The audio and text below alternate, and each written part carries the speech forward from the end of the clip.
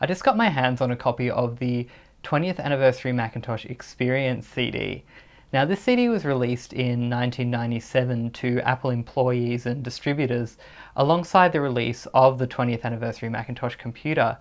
The CD is a 90s multimedia masterpiece, so I thought it'd be great to take a look back at the 20th Anniversary Macintosh and also take a look at the contents of this fantastic CD. When it comes to the 20th Anniversary Macintosh, people seem most eager to discuss the business mistakes that surrounded the machine, but I think to do this is to miss out on the most interesting part of the story, which is that the 20th Anniversary Macintosh is a really fascinating piece of turn-of-the-century Apple design that really embodies a lot of the ideals that people cite as being the defining ideas behind the return of Steve Jobs to Apple and Steve Jobs' second go at Apple. And this is particularly interesting when you think that this machine was designed before Steve Jobs even returned to the company. In fact, it took Apple almost a decade to catch up with itself and build a machine that delivered on all the promises of the 20th Anniversary Macintosh. It's true that many of the key ideas and philosophies in today's iMac can be traced back to the original Macintosh, but I think it was really the 20th Anniversary Macintosh that returned Apple to its design-driven approach to product engineering. Like today's iMac, the 20th Anniversary Macintosh was an all-in-one.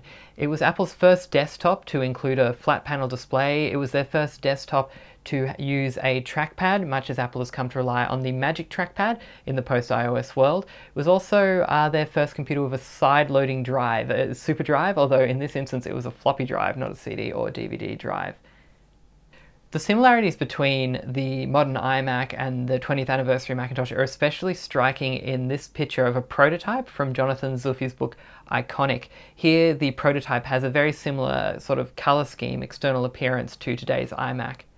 It's almost as if the 20th Anniversary Mac arrived a decade too soon, jumped over the fun generations of earlier iMacs and went straight to the lean, silver, serious, slim iMac that we have today. Alongside external physical similarities, the machine is also philosophically aligned with computers of today. It featured input cards for sound, video and television.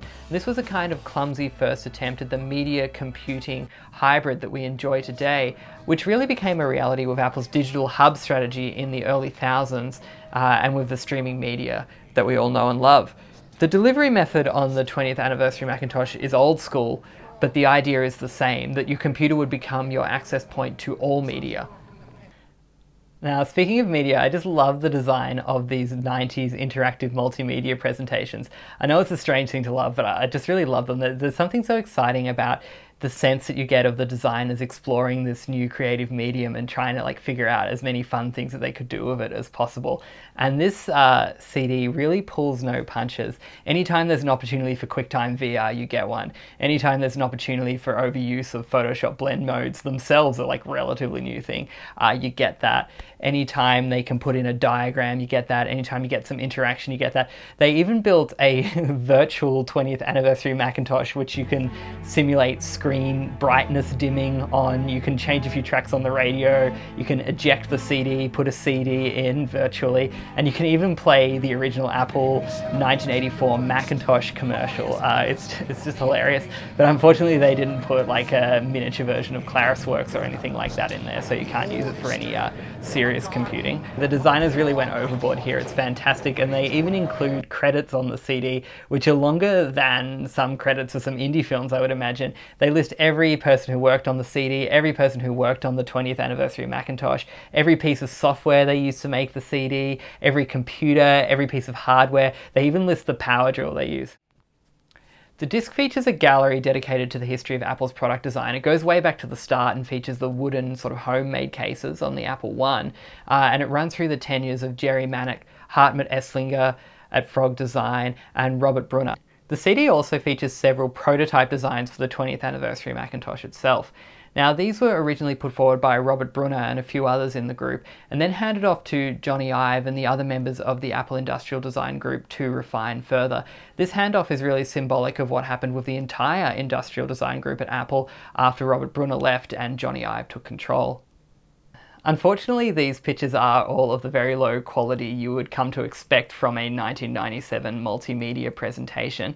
However, they can all be seen in full print quality in Paul Kunkel's excellent book, Apple Design, the work of the Apple Industrial Design Group. Unfortunately, that book is out of print now, but it is extensive and features heaps of fantastic pictures.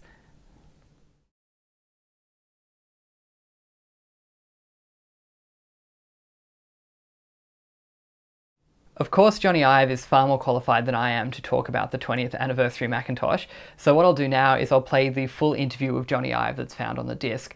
Now, this interview is really fascinating because just like the 20th Anniversary Macintosh is a more raw expression, an earlier expression of a lot of the ideas that would come out of Apple later on, this interview is a kind of more raw, early expression of Jony Ive and his ideas, so it's really fantastic to watch.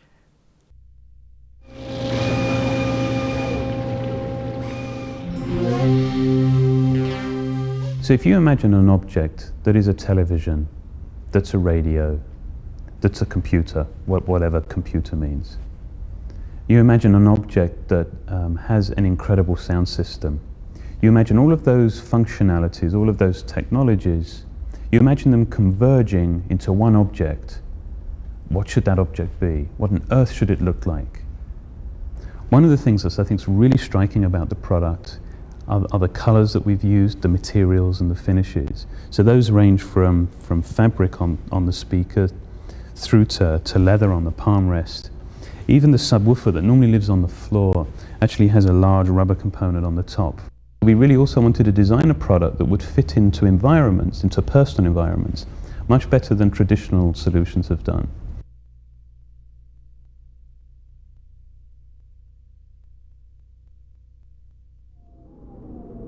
The footprint of the product. We know that traditional computers take up way too much room on the desk. They're too big, they're too heavy. So we wanted to design a product that had a very small footprint, a product that is easy to move around. We wanted to try and manage the cables better, to actually make the thing easy to set up, but also to make sure that the back of the computer, the back of the object was as well resolved as the front. And certainly the sound system of the product really did demand that we try to convey, try to describe just how compelling, just how impressive the experience is. Painting the plastics with a lacquer that actually has metallic flake in as well gives the plastics a depth that you don't often associate with computers. The foot on the product is die cast from metal. That's a great material in terms of its strength and its weight. But the foot also serves two purposes. Obviously to support the unit, it lets you adjust the angle of the main head unit, but also it folds up and becomes a handle. You can have the pointing device integrated with the palm rest. You can actually detach it and use it to the side of the keyboard, or you can actually replace it with a mouse altogether.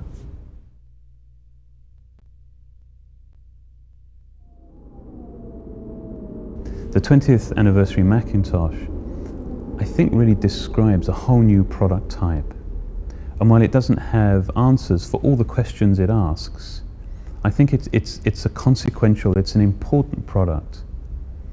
I think it gives a new face, a new meaning to technology that has changed at an enormous pace over the last 20 years. I think more significant, more exciting, is the indication, is the signal that Apple takes design very seriously, that Apple is prepared to innovate, maybe ask more questions than provide answers for, but that we're pushing design extremely aggressively as we close the millennium. I hope you enjoyed this video. If you want to see more of my work, or if you want to get in touch with me, you can follow me on Twitter, or you can visit my website, or you can subscribe to me on YouTube. Even if you just do one of these things, you're in for an excellent time.